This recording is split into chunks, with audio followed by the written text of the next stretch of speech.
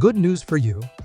If you want to install the latest Esign and Ksign in 2026 with minimum revoke risk, no computer, and no jailbreak, this method is for you.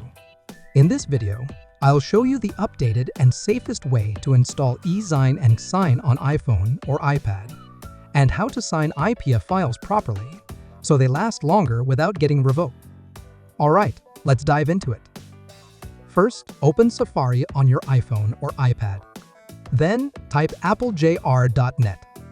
This is the main website where I always post the latest Esign and Ksign updates, newest working certificates.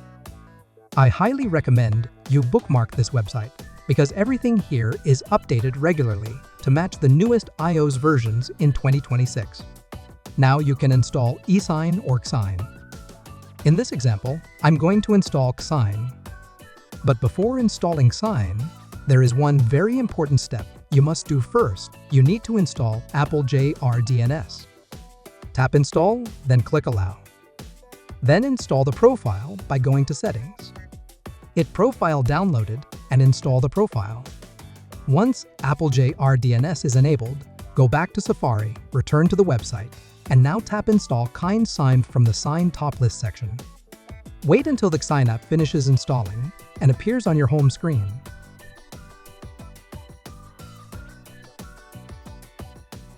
Once Ksign is installed, you need to verify the app first. Open Settings on your iPhone or iPad. Go to General, then tap VPN and Device Management. Under Enterprise, App or Developer App, you'll see the Ksign or Esign profile. Tap on it, then tap Trust and Confirm. After that, go back to your home screen and open Ksign. If the app opens normally and ready to use.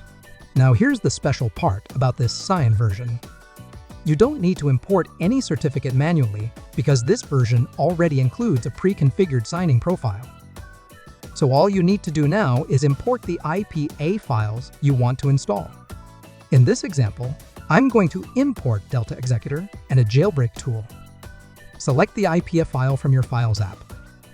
Once the IPA files are imported, tap on the IP a file inside Ksign. Next, select Import to Library. After that, go to the Library tab. Inside the library, you'll see the IPA file you just imported. Tap on the IPA icon, then select Sign and install or sign and signature. Wait a few seconds while Ksign signs the app. When the process is finished, the app will automatically install on your device. You can now return to your home screen and open the app.